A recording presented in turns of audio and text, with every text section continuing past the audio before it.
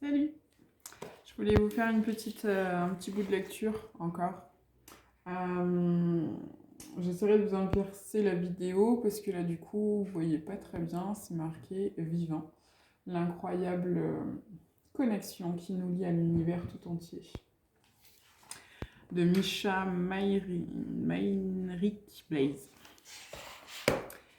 Certains éléments, comme le carbone, sont sans cesse recyclés au sein de la biosphère de la Terre. La quantité de carbone présente sur Terre aujourd'hui est la même que lors de la formation de la planète, il y a 4,5 milliards d'années.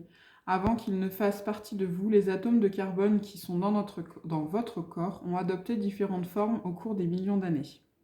L'un des atomes de carbone de votre corps a peut-être un jour appartenu à un coquillage ou à un diamant, une éruption volcanique, ou un dinosaure féroce. Peut-être que les atomes de carbone que vous avez hérités du terrible dinosaure ont aussi fait partie de personnes ou d'objets que vous croisez tous les jours. Une histoire élémentaire et ancienne, née des étoiles, nous relie à toutes les formes d'existence. Il y a 100 milliards d'étoiles, rien que dans notre galaxie. Et les astronomes estiment qu'il y a au moins 100 milliards de galaxies dans l'univers observable. Avec combien de créatures inconnues partageons-nous cet héritage élémentaire ? Parmi les milliards d'étoiles de notre univers, celle qui nous est la plus familière est le Soleil. C'est le plus gros objet de notre système solaire. C'est une source d'énergie directe ou presque pour toutes les créatures terrestres.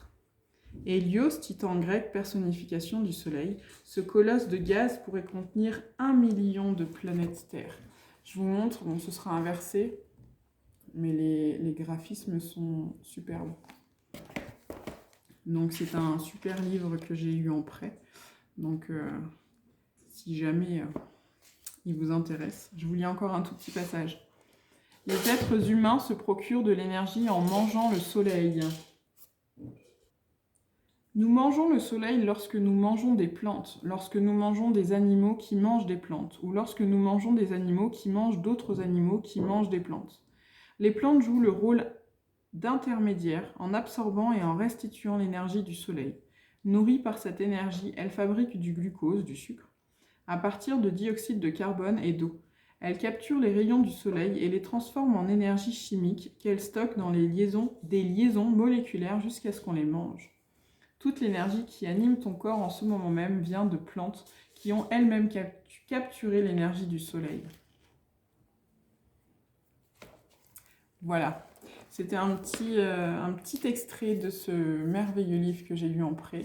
Les graphismes sont vraiment super, je vais vous montrer juste quelques pages avant les extraits.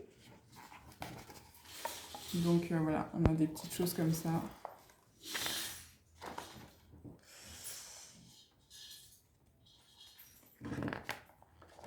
Et c'est donc très facile à lire, hein, du coup, très graphique. Donc les éléments principaux qui composent un corps humain, enfin toute chose sur Terre en tout cas. Voilà. C'est vraiment très très joli, je vous le conseille.